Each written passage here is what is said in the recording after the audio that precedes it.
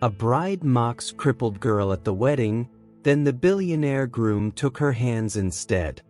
It was the wedding of the year in Willow Creek, a small town where everyone knew each other, and gossip spread faster than wildfire. The billionaire, Kenneth Caldwell, was marrying Vanessa Langston, the mayor's daughter. It was a match made in heaven, or so everyone thought. But in the shadows of this perfect day, a storm was brewing, and it all started with a single invitation.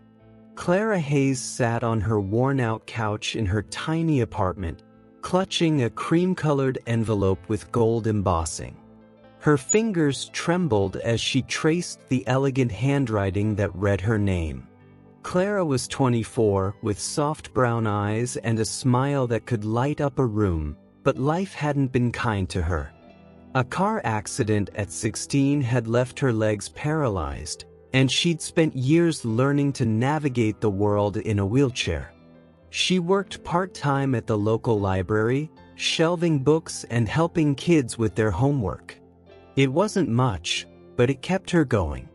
Clara didn't have much, but she had her pride and a heart full of hope. Why would Kenneth invite me? Clara whispered to herself, her voice barely audible over the hum of the old radiator in her apartment. She hadn't seen Kenneth in years, not since high school, when they'd been best friends. Back then, Kenneth was just a quiet kid with big dreams, not the billionaire tech mogul he'd become. They used to spend hours by Willow Creek's lake, talking about everything, his plans to build a company, her dreams of traveling the world. But after the accident, Clara had pushed everyone away, including Kenneth. She didn't want pity, and she didn't want to hold him back. So why, after all these years, had he sent her an invitation to his wedding? Clara slid the card out, her heart pounding. The invitation was beautiful, with delicate calligraphy and a wax seal. It read, "You are cordially invited to the wedding of Kenneth Caldwell and Vanessa Langston." Below, in Kenneth's familiar scrawl, was a handwritten note. "Clara, I'd love for you to be there. It wouldn't feel right without you." Kenneth. Tears stung Clara's eyes. She remembered the last time she'd seen Kenneth, 3 years ago, when he'd come back to town for a charity event. He'd found her at the library, sitting behind the counter, and for a moment, it was like no time had passed. They'd laughed, reminisced, and for a brief second, Clara thought she saw something in his eyes, something more than friendship. But then Vanessa had walked in, all confidence and charm, and Clara had felt invisible. Vanessa was everything Clara wasn't: wealthy, poised, and perfect. Kenneth deserved someone like her, Clara had told herself. So why did this invitation feel like a lifeline? Across town, in a mansion overlooking the valley, Vanessa Langston stood in front of a full-length mirror, admiring her wedding dress. The gown was a custom design, costing more than most people's houses, with intricate lace and a train that flowed like a river. Vanessa's blonde hair was swept into an elegant updo, and her green eyes sparkled with triumph. She'd worked hard to get here, to win Kenneth Caldwell's heart and his fortune. Vanessa wasn't born rich, but she was smart, ambitious, and knew how to play the game. Kenneth was her ticket to a life of luxury, and nothing was going to ruin it. "Miss Langston, the guest list is finalized," her assistant, Meredith, said, holding a tablet. "Everyone will be there." Vanessa smirked, adjusting her diamond necklace. "Good. I want this wedding to be perfect. No mistakes, Meredith. And that includes keeping the riffraff out." Meredith hesitated. "There's one guest Kenneth insisted on. Clara Hayes." Vanessa's smile froze. "Clara? That crippled girl from high school?" Her voice dripped with disdain. Why on earth would Kenneth invite her? He said they were friends, Meredith replied, her voice cautious. He was very firm about it. Vanessa's eyes narrowed. She remembered Clara, quiet, kind, always hanging around Kenneth like a lost puppy. Vanessa had never liked her, even back then. Clara had a way of making people feel seen, and it irritated Vanessa to no end. Fine, she snapped. Let her come. She'll see what a real woman looks like. But make sure she's seated in the back. I don't want her ruining my view. Clara spent the next week agonizing over the invitation. She didn't have anything fancy to wear, and the idea of rolling into a room full of rich people in her old wheelchair made her stomach churn. But Kenneth's note kept tugging at her heart. She couldn't shake the feeling that he wanted her there for a reason. Finally, she decided to go. She borrowed a simple blue dress from her friend Sarah, who worked at the diner. It wasn't designer, but it hugged her frame nicely and made her feel a little less out of place. The night before the wedding, Clara sat by her window, staring at the stars. She thought about Kenneth, about the boy who'd once promised to take her to Paris someday. She wondered if he still remembered those promises, or if they'd been buried under his new life of wealth and power. Just one day, she told herself. I'll go, I'll smile, and I'll come home. Then I'll let him go for good. But deep down, Clara wasn't sure she could. On the morning of the wedding, Willow Creek buzzed with excitement. Cars lined the streets, and reporters snapped photos of the guests arriving at Crestwood Manor. Clara took a deep breath as Sarah helped her into the van they'd rented to get her to the venue. You sure about this? Sarah asked, her voice gentle. You don't owe him anything, Clara. I know, Clara said, forcing a smile. But I need to do this. For me. Sarah nodded, squeezing her hand. You're braver than anyone I know. At the manor, Clara's heart sank as she saw the crowd. Women in glittering gowns and men in tailored suits filled the lawn, laughing and sipping champagne. She felt like a sparrow in a flock of peacocks. A staff member guided her to a spot at the back of the outdoor ceremony area, far from the main aisle.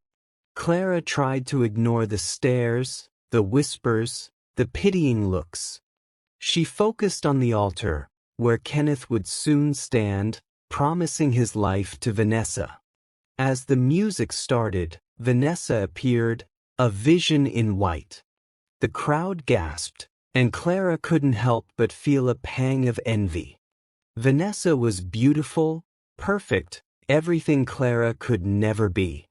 But then Clara's eyes found Kenneth, standing at the altar in a black tuxedo. His dark hair was neatly combed, but his expression was tense, his jaw tight. He didn't look like a man in love. He looked lost. Clara's heart skipped a beat. She told herself it was nothing, just her imagination. But as Vanessa glided down the aisle, Kenneth's eyes scanned the crowd. And for a moment, they locked on Clara's. His face softened and a small, almost secret smile crossed his lips. Clara's breath caught in her throat. What was that look? Why did it make her feel like the only person in the world? Vanessa reached the altar, and the ceremony began. The officiant's voice droned on, but Clara barely heard it. Her mind was racing. She shouldn't be here. She didn't belong. But Kenneth's note, his smile, kept her rooted to the spot. She didn't notice Vanessa glancing her way, her lips curling into a cruel smirk. As the vows began, Vanessa's voice rang out, clear and confident. I promise to be your partner, your love, your everything, she said, her eyes gleaming. But then she paused, turning slightly to face the crowd. And I promise to make sure this day is perfect, with only the right people here." The words were subtle, but the venom was clear. A few guests shifted uncomfortably, and Clara's cheeks burned. She knew that jab was meant for her. She gripped the arms of her wheelchair, her heart pounding. She wanted to leave, to disappear, but her eyes found Kenneth again. He wasn't looking at Vanessa. He was looking at her. And in that moment, Clara knew this wedding was about to change everything. The air at Crestwood Manor grew heavy as the wedding ceremony continued. Clara sat in her wheelchair at the back of the crowd, her fingers digging into the armrests. Vanessa's sharp words still echoed in her mind, "Only the right people here." The jab had been subtle enough to pass as a casual remark, but Clara felt it sting like a slap. She glanced around, noticing a few guests whispering and casting glances her way. Her cheeks burned, and she wanted nothing more than to wheel herself out of there. But Kenneth's gaze, that fleeting moment when his eyes met hers, kept her rooted. It was like a lifeline, pulling her back from the edge of her doubts. Up at the altar, Vanessa stood tall, her white gown catching the sunlight. She held Kenneth's hands, her smile radiant but calculated. She was the picture of a perfect bride, and she knew it. Every move she made was deliberate, from the way she tilted her head to the way her voice carried over the crowd. She was performing, and the audience was eating it up. But Kenneth's expression was unreadable. His dark eyes flickered between Vanessa and the horizon, as if he were searching for something or someone. Clara tried to focus on the officiant's words, but her mind kept drifting. She remembered the summer she and Kenneth were 15, sneaking out to the lake at midnight. They'd sat on the dock, their feet dangling over the water, talking about their futures. Kenneth had been so sure of himself, even then, sketching out plans for a tech company that would change the world. Clara had laughed, teasing him about his big ideas, but she'd believed in him. She always had. And he'd believed in her, too, telling her she could do anything, accident or no accident. "You're stronger than anyone I know, Clara," he'd said. Those words had carried her through the darkest days of her recovery. But now, watching him at the altar with Vanessa, Clara wondered if he'd forgotten them. The officiant cleared his throat, pulling Clara back to the present. "Kenneth, do you take Vanessa to be your lawfully wedded wife, to have and to hold, in sickness and in health, for as long as you both shall live?" The crowd leaned forward, expectant. Clara held her breath, her heart pounding so hard she thought it might burst. Kenneth's jaw tightened, and for a moment, he didn't speak.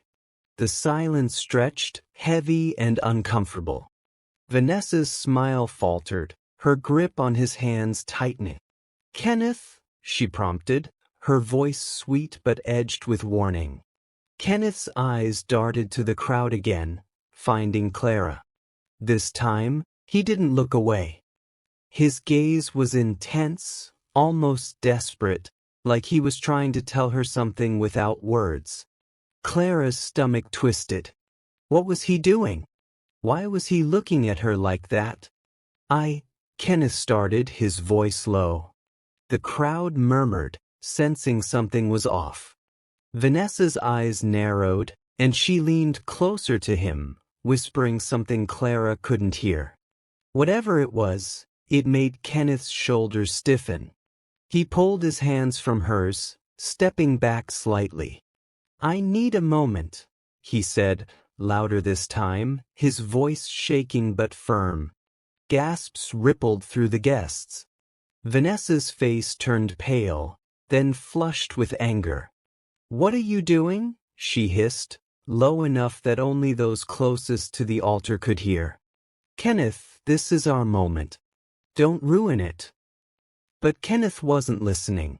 He turned to the officiant, his voice steady now. "I'm sorry, but I can't do this. Not yet." He stepped away from the altar, ignoring Vanessa's sharp intake of breath. The crowd erupted into whispers, some shocked, others delighted by the drama unfolding. Clara's heart raced. She didn't understand what was happening, but she couldn't tear her eyes away from Kenneth as he started walking down the aisle, straight toward her. Vanessa's voice cut through the noise like a blade. "Kenneth, where are you going?"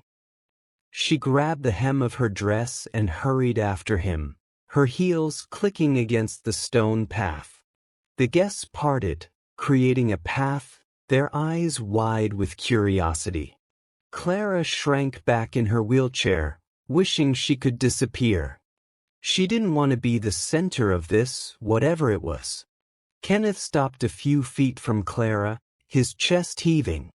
He looked at her, his eyes softer than she'd ever seen them. "Clara," he said, his voice barely above a whisper. "I'm so glad you came." The words hit Clara like a wave. She opened her mouth to respond, but nothing came out. Her mind was spinning. Why was he here, talking to her, in the middle of his own wedding? Before she could process it, Vanessa reached them, her face twisted with fury. "What is this?" Vanessa demanded, her voice loud enough for everyone to hear. She pointed at Clara, her manicured nails gleaming. "You're leaving me at the altar for her? That girl in the wheelchair?" The crowd gasped again, and Clara felt like the air had been sucked out of her lungs. She wanted to sink into the ground, to vanish from the weight of Vanessa's words and the stares of the guests. But Kenneth stepped closer to Clara, his body shielding her from Vanessa's glare. "Stop it, Vanessa," Kenneth said, his voice low but firm. "This isn't about Clara. This is about me realizing I'm about to make a mistake." Vanessa's eyes widened, her lips trembling with rage. "A mistake? Kenneth, we've planned this for months. You can't just walk away because of some old high school crush." She turned to Clara, her voice dripping with venom. "You think you can just roll in here and ruin everything? You're nothing. You're nobody." Clara's throat tightened, but she forced herself to speak. "I didn't come here to ruin anything," she said, her voice shaking but clear. "I came because Kenneth asked me to. I don't know what's happening, but I'm not your enemy, Vanessa." Vanessa laughed, a sharp, cruel sound. "Oh, please. Look at you. You think Kenneth would choose you over me? You're delusional." "Enough." Kenneth's voice boomed, silencing the crowd. He turned to Vanessa, his eyes blazing. "You don't get to talk to her like that. Not now." The guests were frozen, their whispers dying out. Clara's heart pounded so hard she could barely think. She didn't understand what Kenneth was doing, but she felt the weight of his words, the way he stood between her and Vanessa like a shield. For the first time in years, she didn't feel invisible. Vanessa's face crumpled, but she quickly masked it with a cold smile. "Fine," she said, her voice icy. "If this is what you want, Kenneth, go ahead. Make a fool of yourself. But don't think you can come crawling back when you realize what you've thrown away." She turned on her heel, her dress swishing dramatically, and stormed back toward the altar, barking orders at Meredith to gather her things. Kenneth didn't watch her go. His eyes were on Clara, and for a moment, it was like the rest of the world didn't exist. "Clara," he said softly, kneeling so he was at her level. "I'm so sorry. I didn't mean for this to happen like this." Clara shook her head, her voice barely a whisper. "Kenneth, what are you doing? This is your wedding. He smiled, a sad, tired smile. It was supposed to be. But I've been lying to myself for too long. I need to talk to you, really talk. Will you come with me? Clara's mind raced.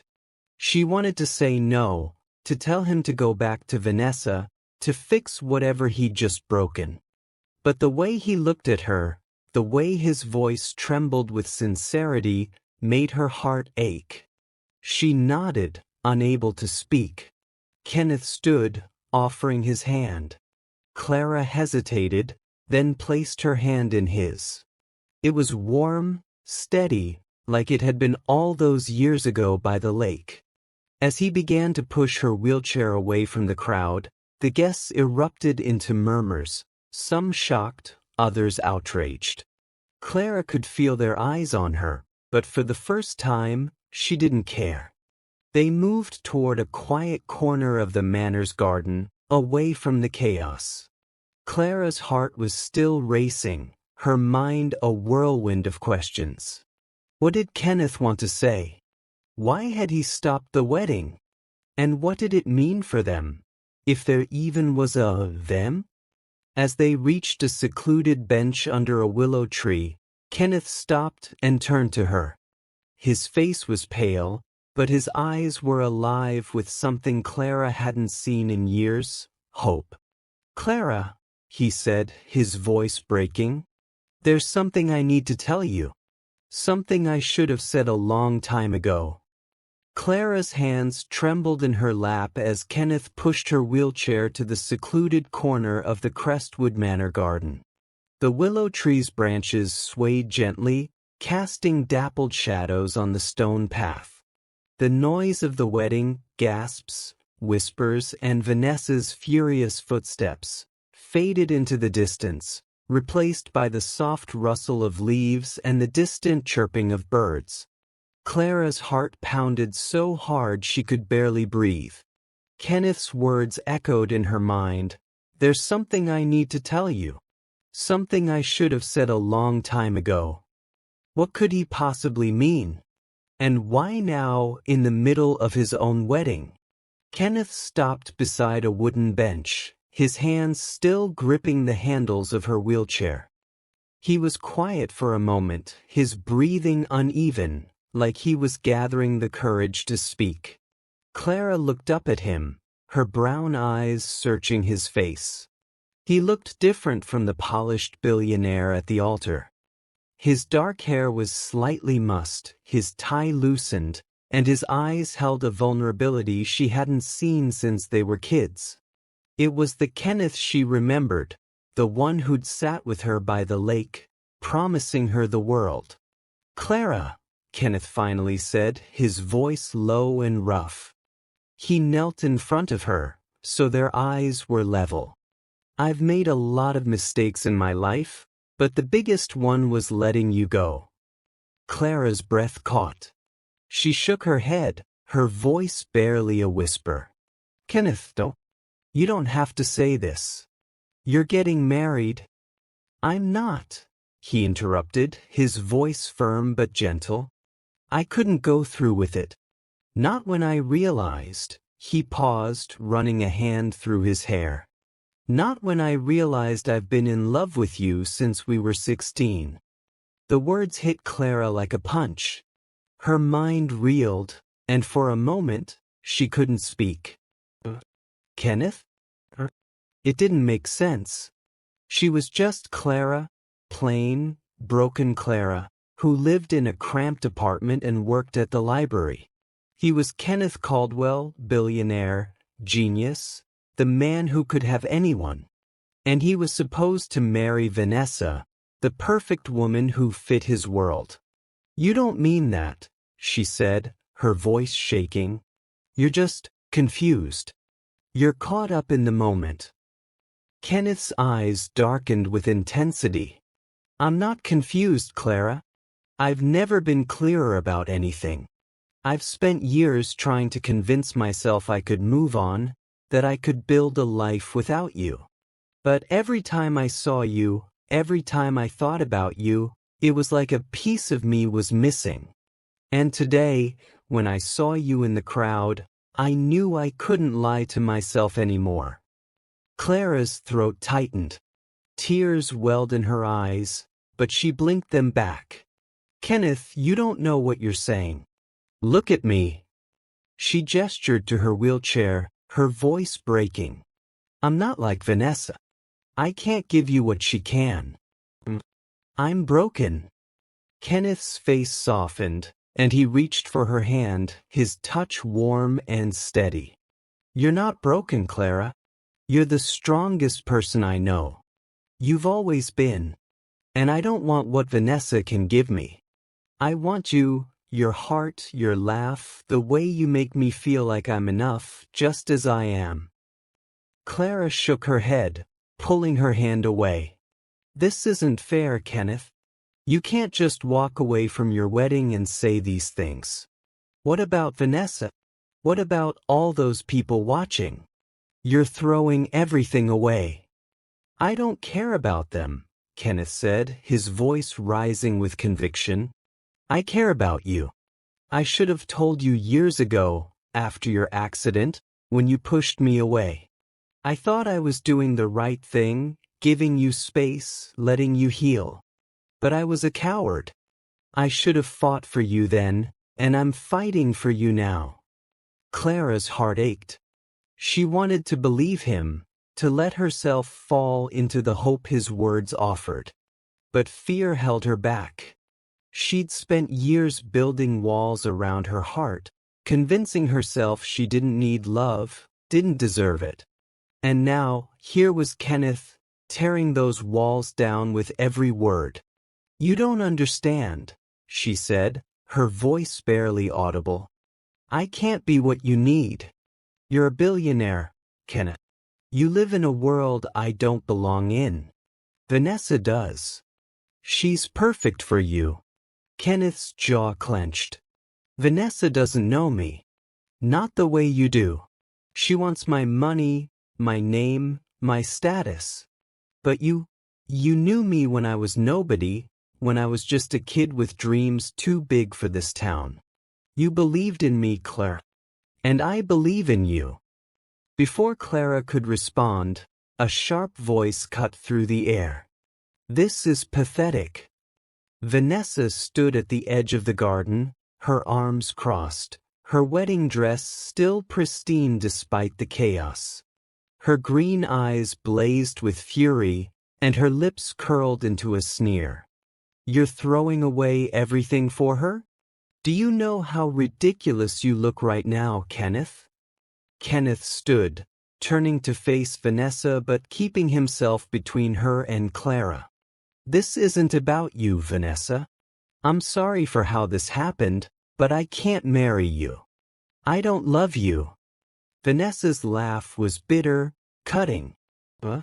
You think this is about love? You're a fool, Kenneth. You think she can fit into your world." She pointed at Clara, her voice dripping with disdain. "She's a nobody. She'll drag you down, embarrass you. You'll regret this." Clara's chest tightened. Vanessa's words echoed her deepest fears, the ones that kept her up at night. She wanted to shrink away, to disappear, but Kenneth's voice pulled her back. "You're wrong," he said, his tone icy. "Clara's worth more than all of this. More than the money, the fame, the life you think I want. And if you can't see that, you never knew me at all." Vanessa's face twisted, but she didn't back down. "You'll come crawling back when you realize what you've lost. And when you do, I won't be waiting." She turned, her dress swishing as she stormed off, leaving a trail of stunned silence. Clara's hands shook in her lap. She looked up at Kenneth, her voice trembling. "She's right, you know. This world of yours. I don't fit in it. You saw how everyone looked at me today. I'm not what they expect for someone like you." Kenneth knelt again, his eyes fierce with determination. "I don't care what they expect. I care about you.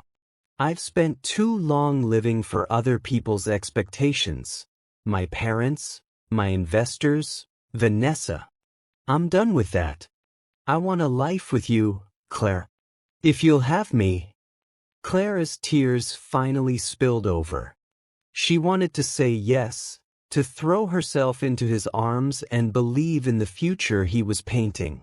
But doubt clung to her like a shadow. Kenneth, I need time, she said, her voice breaking. This is too much. I don't know if I can do this. Kenneth nodded, his expression soft but resolute. I understand. I'll wait, Clara. As long as it takes. He reached out, brushing a tear from her cheek. But I'm not giving up on us. They sat in silence for a moment, the weight of his words settling between them. Clara's mind was a storm of emotions. Hope, fear, love, doubt. She didn't know what to do, but for the first time in years, she felt seen, truly seen, by the one person who'd always mattered. As the sun began to set, casting a golden glow over the garden, Clara looked at Kenneth. Take me home, she said quietly. I need to think. Kenneth nodded, standing to push her wheelchair. But I'm not going anywhere, Clara. Not this time. As they left the garden, the sounds of the disrupted wedding faded behind them. Clara didn't know what the future held, but for the first time, she felt a spark of possibility, a chance at something she'd thought was lost forever. Clara's small apartment felt quieter than usual as Kenneth wheeled her through the door. The familiar creak of the floorboards and the faint smell of old books from her library job were comforting, but they couldn't calm the storm in her heart. Kenneth's confession in the garden had turned her world upside down. He'd said he loved her, that he'd always loved her, and now he was here, in her tiny living room, looking as out of place as a star in the daytime sky. His tailored tuxedo clashed with the faded wallpaper and second-hand furniture, but his eyes were soft, focused only on her. Clara's hands fidgeted in her lap as she glanced at him. You didn't have to come inside, she said, her voice quiet. I'm okay now. Kenneth shook his head, sitting on the edge of her worn couch. I wanted to make sure you got home safe. I meant what I said, Clara. I'm not going anywhere unless you tell me to. Clara's chest tightened. Part of her wanted to tell him to leave, to go back to his glittering world and forget this moment of madness. But another part, the part that remembered their late-night talks by the lake, the way he'd made her laugh even on her darkest days, wanted him to stay. She didn't know which part to trust. Kenneth, this is crazy, she said, her voice shaking. You just walked out on your wedding. People are talking. Vanessa's probably telling everyone I ruined everything. Kenneth's jaw tightened, but his voice stayed gentle. Let them talk. Vanessa can say whatever she wants, but this isn't about her. It's about us. I should have been honest with you years ago, Clara. I let you push me away after the accident because I thought it was what you needed. But I was wrong. Clara looked down at her hands, her fingers twisting together. You weren't wrong. I did need space. I was a mess back then, Kenneth. I didn't want you to see me like that, weak, broken, stuck in this chair. You were never weak, Kenneth said, leaning forward. You were hurting, but you were still you. The Clara who made me believe I could do anything. The Clara who never gave up, even when life tried to break her. Tears stung Clara's eyes, but she blinked them away. Stop it, Kenneth. You're making this harder. You have a life. A big, important life. You don't need someone like me holding you back. Kenneth stood, his voice rising with frustration. Holding me back? Clara, you're the only one who's ever pushed me forward. Every success I've had, Every deal I've closed, I thought of you. I wanted to make you proud even when you weren't there." Clara's throat tightened. She didn't know how to respond to that, to the weight of his words.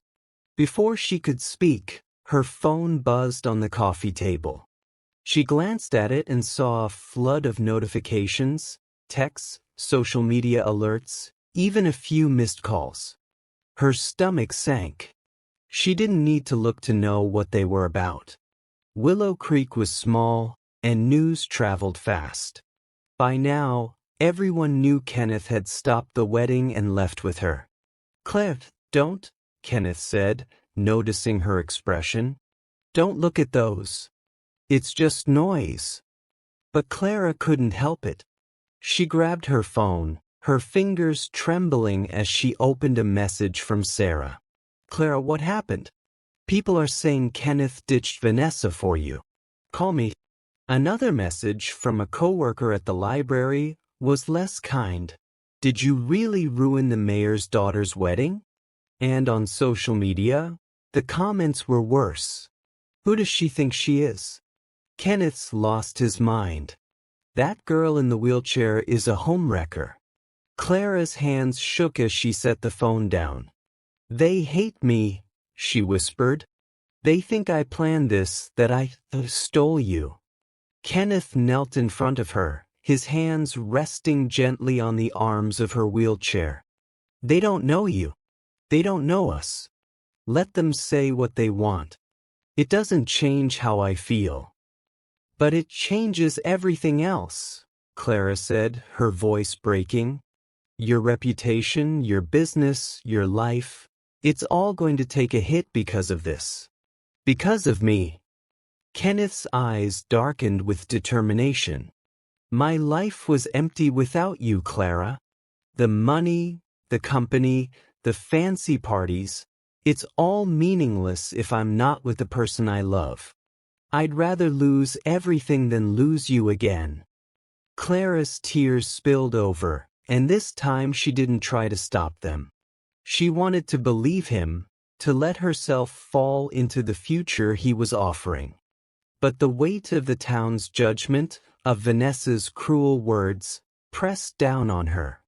"I need time, Kenneth," she said, her voice barely audible. "I don't know if I can do this. Not with everyone watching, judging." Kenneth nodded, his expression pained but understanding. "I'll give you time. But I'm not giving up. I'll prove to you that I mean this, Clara. I'll show you I'm not going anywhere." He stood, hesitating as if he wanted to say more. Instead, he reached out and squeezed her hand gently. "I'll check on you tomorrow, okay? Get some rest." Clara nodded, unable to speak past the lump in her throat. Kenneth left, the door clicking shut behind him, and the silence of her apartment swallowed her. She sat there for a long time, staring at the invitations still lying on her coffee table. Kenneth's handwritten note stared back at her. "It wouldn't feel right without you." Across town, Vanessa paced the marble floors of her family's mansion, her wedding dress discarded in a heap. Her phone was blowing up with messages. Friends, reporters, even her father, the mayor, demanding to know what had happened.